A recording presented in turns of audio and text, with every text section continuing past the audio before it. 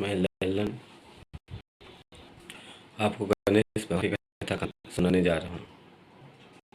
आपको गणेश भगवान की कथा सुनाने जा रहा हूँ। एक गांव नगर में सेठ सेठाइन दो लोग रहते थे। सेठाइन दो लोग रहते थे। तो सेठ बहुत धार्मिक थे। वो भगवान गणेश की हमेशा पूजा पाठ किया करते थे। भगवान गणेश की पूजा पाठ हमेशा किया करते थे। और जो सेठाइन थी वो बिल्कुल पूजा पाठ में बिल्कुल ध्यान नहीं देते थे। तो क्या हुआ, एक बार सेठ जी रोज उनकी पूजा, गणेश भगवान की रोज पूजा करते थे और गंगा जी से नहा के आते थे, रोज पूजा करते थे और रोज भगवान को भोग लगाने के बाद ही जलपान किया करते थे। जलपान खाना पीना सब किया करते थे। तो क्या हुआ, एक दिन सेठ जी नहाने गए हुए थे। नहाने गए हुए थे तो सेठाइन को भाई बहुत बुरा लगा कि वो गणेश भगवान की पूजा करते रहते लेकिन उन्हें कुछ नहीं मिलता। तो उन्होंने सोचा कि हम गणेश भगवान की पूजा नहीं करेंगे, हम इन्हें छुपा देते हैं। तो उन्होंने एक कपड़े में लपेट गणेश भगवान की मूर्ति को लपेटा और अपने बगीचे के एक पेड़ के नीचे दबा दिया। अब सेठ जी आए नहा के भाई पूजा करने के लिए। तो देखा कि एक सेठाइन वहाँ जहाँ पे मूर्ति थी वहाँ पे मूर्ति नहीं। तो सेठ जी बड़े उदास हुए। जब उदास हुए सेठ जी, अब भाई सेठ जी जब उदास हो गए तो भाई सेठाइन को ना उनने कुछ खाया न पिया। जब तक भगवान गणेश को पूजा नहीं कर लेते थे तो जल नहीं पीते थे, उनका नियम था। तो धीरे धीरे क्या हुआ भाई, अब धीरे धीरे बेचारे वो गणेश भगवान को याद करने लगे और याद करते करते वो सो गए। और सो गए भाई तो उन्हें सपने में गणेश भगवान और उनके वाहन मूषक राज दिखाई दिए सेठ को।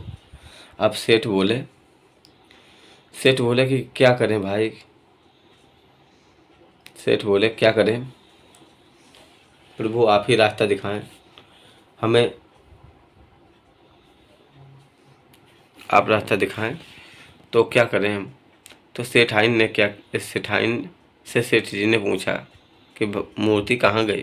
तो सेठाइन गुस्से में बोली, मुझे नहीं पता कहाँ भगवान की मूर्ति गई, भगवान चले गए होंगे गुस्सा हो गए तुमसे।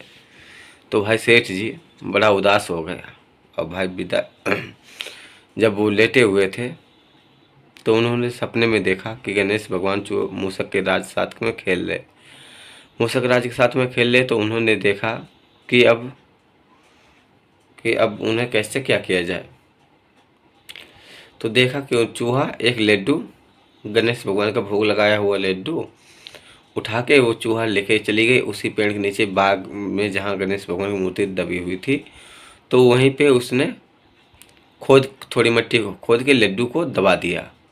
अब भाई सेठ की नींद खुली। तो सेठ जी पहुँचे भाई बगीचे में और जहाँ पे उस चूहे ने सपने में देखा था, चूहे ने लड्डू दबाया, वहीं पे वो सेठ जी खोदने लगे। कुछ दूर खोदने पे ही उन्हें भगवान गणेश की कपड़े में लिपटी हुई मूर्ति प्राप्त हो गई। वो मूर्ति ले आकर गणेश भगवान की उन्होंने फिर अपने स्थान उन्हीं गणेश भगवान के स्थान पे स्थापित कर दी। अब स्थापित कर दी तो सेठाइन पूछने लगी कि ये बताओ तुम्हें ये मूर्ति मिली कहाँ से। सेठाइन पूछने लगी ये मूर्ति तुम्हें मिली कहाँ से। तब सेठ जी बोले ये मूर्ति हमने सपने में देखा, एक चूहा और भगवान गणेश खेल रहे थे और चूहे ने भगवान गणेश का एक लड्डू उठाया भोग लगाया हुआ और वो चूहा ले जाके उसने अपने बगीचे के पेड़ में दबा दिया, पेड़ के नीचे दबा दिया। तो क्या हुआ भाई, गणेश जी मैंने वहाँ जब खोदा जाके तो हमें गणेश भगवान की मूर्ति प्राप्त हो गई। अब सेठाइन भी भाई जाने कि भगवान गणेश की ये सच्ची भक्ति करती तभी तो इन्हें मूर्ति मिल गई, नहीं तो मैंने इतने बगीचे में कौन से पेड़ के नीचे दबाई, इन्हें कैसे पता चलता। अब भाई उन्होंने क्या किया, वो भी गणेश भगवान की भक्तिन हो गई और गणेश भगवान की पूजा करने लगी। और भगवान पे खूब श्रद्धा करने, और उनके अंत समय में भगवान गणेश के धाम में उनका विराजमान हुआ। उसके बाद में मैं दूसरी कथा सुनाता हूँ। एक बार क्या हुआ, गणेश भगवान एक बालक का रूप बना के एक नगर में गए। गणेश भगवान एक बालक का रूप बना के एक नगर में गए। एक चम्मच में दूध और थोड़े से चावल और थोड़े से चीनी लेकर पूरे गांव में घूम रहे हैं। एक चम्मच चावल, एक चम्मच दूध और थोड़े चावल, थोड़ी चीनी, और हर घर में पूछ रहे कि क्या हमारी तुम खीर बना दोगे, क्या हमारी तुम खीर बना दोगे, क्या तुम हमारी खीर बना दोगे। तो भाई सब ने कि ये मजाक बना के घूम घूम रहे हो, ये इतने के चावल की कहीं खीर बनेगी, इतने तो पतीले मालूम तक नहीं होंगे। तो उन्होंने कहा तुम बनाओ तो सही, इतने से तुम्हारा पूरा परिवार खानदान पूरा गांव खा लेगा। लेकिन उन्होंने कोई ने उनकी बात मानी नहीं, गणेश भगवान की। और जब गणेश भगवान की बात मानी नहीं, तब क्या हुआ भाई, अब गणेश भगवान ने पूरे गांव में पूछा, किसी ने उनकी खीर बनाने के लिए राजी नहीं हुआ। अंततः अंत में एक गरीब की झोपड़ी थी, वहाँ बूढ़ी माँ बैठी थी बाहर। उन्होंने सेठ उस गणेश जी के रूप में जो बालक आए थे, उन्होंने उनसे पूछा, अपनी जो बाहर बैठी थी बूढ़ी माता, उनसे पूछा, हे माँ ये बताओ, क्या क्या मेरी तुम खीर बना दोगे। तो गणेश भगवान बोले हाँ। गणेश भगवान बूढ़ी माँ बोले कि हाँ ठीक है बना दूंगी। तो गणेश भगवान बोले कि नहीं, जो तुम्हारे घर में सबसे बड़ा बर्तन हो उसमें खीर बनाना, जो सबसे बड़ा बर्तन हो उसमें खीर बनाना। तो भाई उनके कहे के अनुसार सबसे बड़ा जो उनके घर में बर्तन था उसमें खीर बना दी। अब खीर बना दी भाई, और खीर बनाने के बाद में गणेश भगवान बोले कि मैं नहाने जा रहा हूँ, तब तक खीर बन जाएगी। कि ठीक है। तो बूढ़ी माँ ने बोला कि ठीक, नहा के आओ, तब तक खीर तैयार हो जाएगी, खा ले नहा के। अब भाई गणेश भगवान चल दिए, वेदहता गणेश भगवान चल दिए बनाने के लिए खीर, नहाने के लिए, और बूढ़ी माता ने खीर चढ़ा दी। अब खीर बन के तैयार हुई, गणेश भगवान अभी नहा रहे तो क्या हुआ, नहा रहे थे तो गणेश भगवान ने उस बुढ़िया के पोती पोता है, बोले हे माँ हमें खीर दे दो। तो उन्होंने भाई उन्हें भी खीर दे दी। बच्चे भी खा लिए, बच्चों का पेट भर गया। अब भाई तब तक पड़ोसी ने ऊपर देख रही थी, तो पड़ोसी ने कहा कि तुम सब लोग खा रहे हो और गणेश को नहीं दी, मैं गणेश को बताऊंगी। तो उसने भाई क्या किया, बूढ़ी माँ ने उस बुढ़िया जो पड़ोसन थी उसे भी एक कटोरा खीर भर के दे दी। उसने भी भगवान को याद किया और भोग लगा लिया। अब भोग लगाने के बाद में क्या हुआ, अब गणेश भगवान का और तब तक उनकी बहू थी बुढ़िया की, उसने भी एक कटोरा खीर भर ली और चुपके से रख ली जाके, और चौका बसन करने लगी। ठंडी हो गई तब तक उसने भी खा ली बगैर गणेश भगवान का भोग लगाए। अब जब गणेश भगवान आए तो बूढ़ी माँ बोली कि हाँ गणेश आए, आजा गणेशा ले अपने खीर खा ले। तो गणेश भगवान बोले कि खीर तो मैंने जब तुमने खाई तब भी खा ली थी मैंने, जब तुम्हारे पोतों ने खाई तब भी खा ली खीर मैंने, और जब पड़ोसिन ने खाई तब भी खीर खा ली, और जब तुम्हारी पड़ोसन ने खाई खीर तब भी खा ली, जब तुम्हारी बहू ने खाई खीर तब भी खा ली। तब बुढ़िया बोली नहीं गणेशा, ये झूठ बात है। मैंने खा ली ये सच बात है, मेरे बच्चों ने खा ली ये सच बात है, मेरी पड़ोसन ने खा ली ये सच बात है, लेकिन एक बात झूठ है कि मेरी बहू ने खीर नहीं खाई है। बहू ने खीर नहीं खाई है तो कैसे भी बहू ने खीर नहीं खाई, बहू ने तो खीर खाई है। नहीं मानते तो कटोरा देख लो जाके, कटोरा रखा हुआ है अभी भी अंदर गेट के पास में। अब भाई बुढ़िया ने नहीं माना तो बुढ़िया चाहे गई, देखा जाके तो वास्तव में कटोरा खीर का सौंदा हुआ जूठा बर्तन रखा हुआ। अब भाई गणेश भगवान बोले ठीक है, गणेश भगवान बोले ठीक है भाई।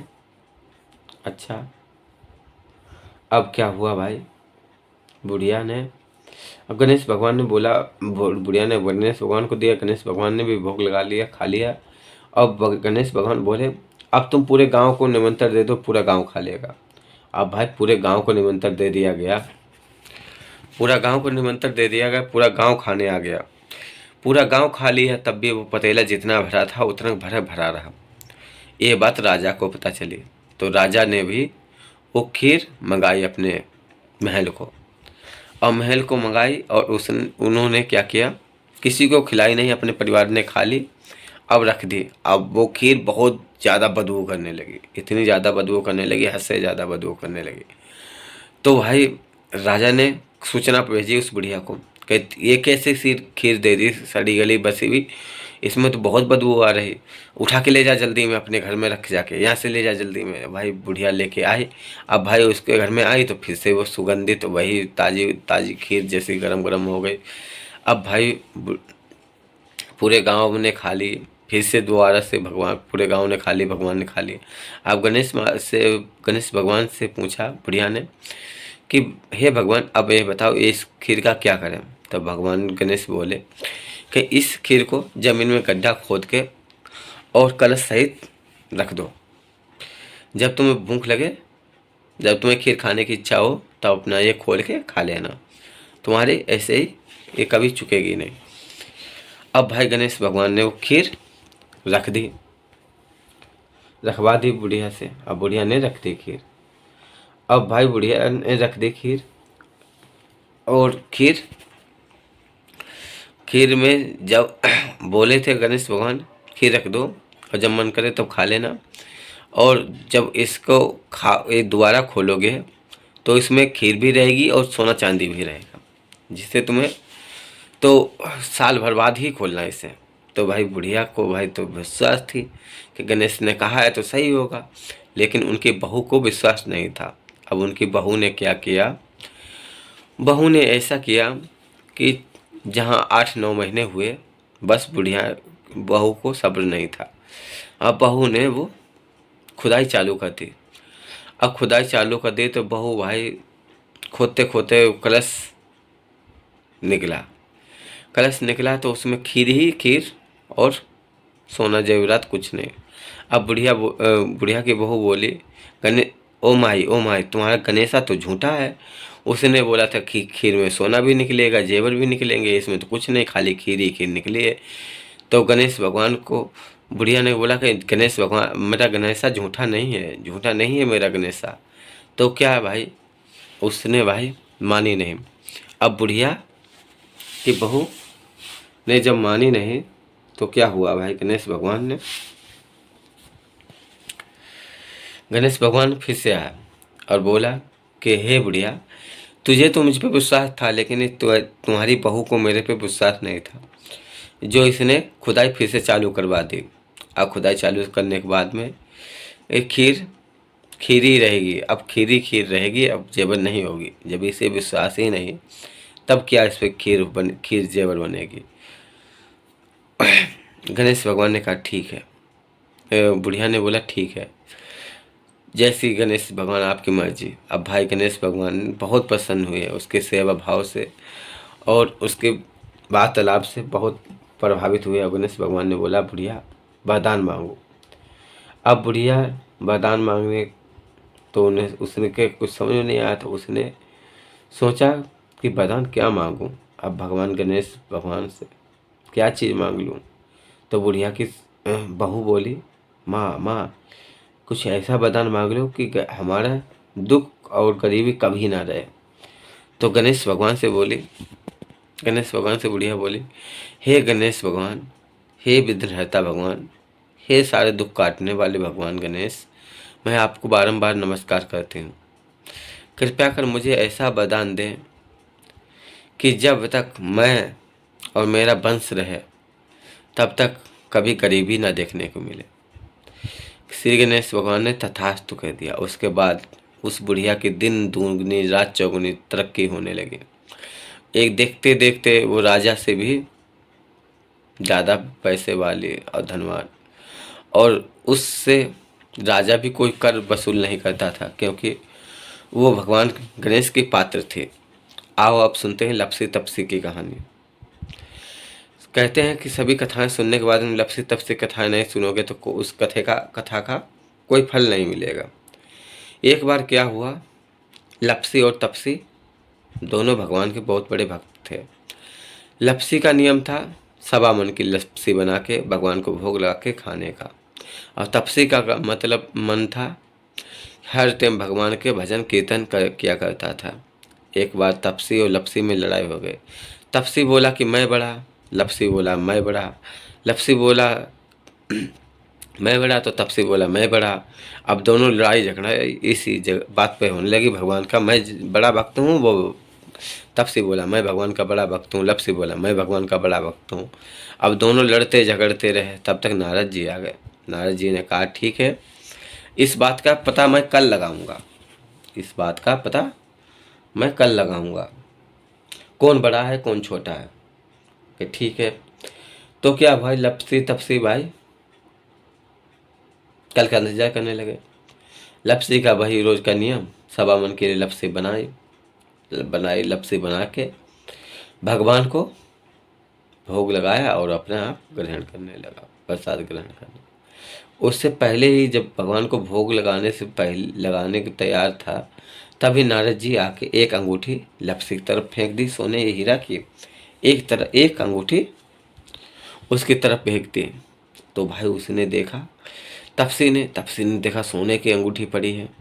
उसने खटाक से वो अंगूठी उठाई और अपने आसन के नीचे रख ली। आसन के नीचे रख ली और तपसी कि बताइए कौन बड़ा, बताइए मैं हम दोनों में से कौन बड़ा भगवान का भक्त है। तो नारद जी बोले लपसी बड़ा है। तो बोले तपसी बोल उठा कैसे तपसी लपसी बड़ा है, ना तो ये भजन करता, खाली भगवान का भोग लगा देता बस, ना भजन करता ना कीर्तन करता। अब भाई तपसी बोला लपसी बोला कि हाँ मैं भगवान को भोज भोज भगवान को भोग लगाए बिना पानी तक नहीं पीता हूँ, और जब तक भगवान को भोग लगा नहीं देता तब तक कोई चीज़ खाता भी नहीं हूँ। अब भाई विघ्नहर्ता गणेश भगवान उनने नारद जी ने बोले ठीक है, मैं कहता हूँ मैं इस बात का निर्णय करता हूँ, बड़ा तो लपसी है तपसी नहीं। तब लपसी बोला तपसी बोला कि कैसे मैंने तब नारद जी बोले मैंने अंगूठी फेंकी तुम्हारी तरफ फेंक डाली थी, एक नारद जी के तपसी की तरफ डाली थी, तपसी की तरफ डाली, लपसी की तरफ डाली थी, एक तपसी की तरफ डाली थी। और तुमने अंगूठी देखी तुरंत उठा के अपने आसन के नीचे चुरा ली। तुम इतने बड़े भगवान के भजन कीर्तन वाले हो गए, तब भी तुमने अपने मोह माया को अपने बस में नहीं कर पाया। उसके कारण तुमने अपने भगवान के भजन करते हुए तुमने चोरी की, इसलिए तुम्हें कोई फल नहीं मिलेगा कीर्तन भजन का। और लपसी तुम्हें सब चीज़ का फल मिलेगा। तुम जो भगवान के भक्त हो, सच्चे भक्त हो। अब तुम खूब अच्छे से भक्ति करो। और तब तपसी बोला ना भगवान, हे श्रीमन नारायण भगवान, हे नारद जी आप मुझ पर कृपा करें, मेरे से गलती हो गई। आज से मैं लपसी को ही बड़ा भक्त मानूंगा। मैं तो अज्ञानी मूर्ख हूँ, कुछ नहीं जानता हूँ। इसके बावजूद मुझे क्षमा कर दे, क्षमा कर दें। अब भाई उन्होंने क्षमा कर दिया, क्षमा कर दिया। उसके बाद उससे गुरु उन्हें क्षमा कर दिया। और फिर तपसी से बोले कि जो दीप से दीप जलाएगा, जो दीप से दीप जलाएगा उसका फल तपसी तुम्हें मिलेगा। जो किसी को साड़ी देगा, साड़ी ब्लाउज देगा और दक्षिणा नहीं देगा, उसका फल तुम्हें मिलेगा।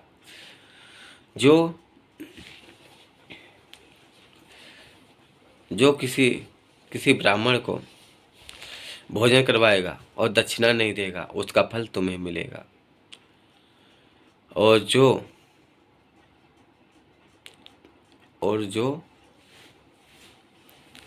जो भगवान का भजन कीर्तन करेगा, भगवान का दीप दान करेगा, उसका फल दीप दीप दीप जलाएगा और चमन नहीं देगा, उसका फल तुम्हें मिलेगा। ऐसे कहकर तपसी को बोले, अब इन सबका तुम्हें जो जो ऐसे काम करेंगे उसका फल तुम्हें मिलेगा। जय हो श्रीमन नारायण, जय हो, हर हर महादेव। अगर भक्तजनों मेरी ये कथा आप सबको पसंद आई हो तो हमारे चैनल को लाइक, सब्सक्राइब, शेयर करें। धन्यवाद। जय हिंद, जय भारत।